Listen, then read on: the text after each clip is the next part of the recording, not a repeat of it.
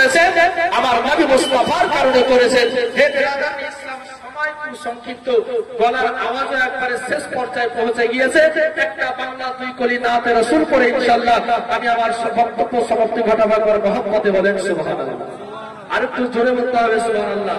মোহাম্মদে বলেন ইয়া রাসূলুল্লাহ কে নূর নবীজির মারহাবা, নূর নবীজির মারহাবা নাই গো তুলনা, নাই গো তুলনা, নূর নবীজির মারহাবা নাই গো তুলনা, নাই গো তুলনা।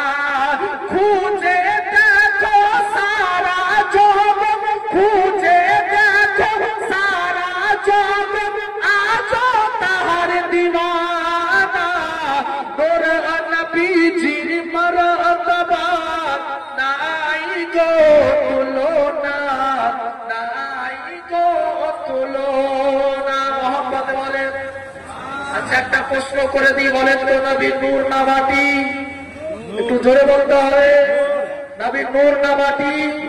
নবীর নূর না জানে না বলে নবী মাটির তৈরি।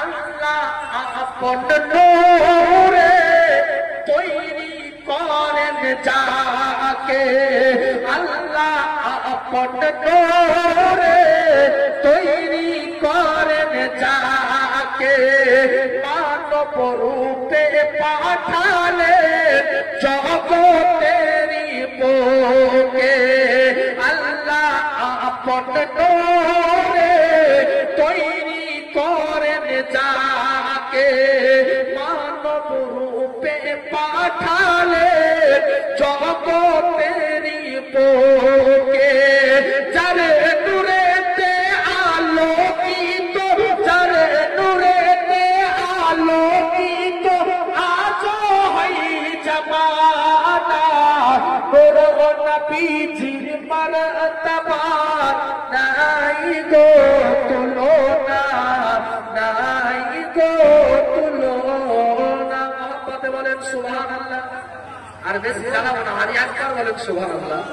আর একটু জোরে বলবেন না, একটু মোহাম্মদে বলেন ইয়া রাসূলুল্লাহ কে আবু জেহেল বলে কি আছে মোর হাতে, আবু জেহেল বলে কি আছে মোর হাতে, ঈমান নিয়ে আসিব যদি পারো বলতে।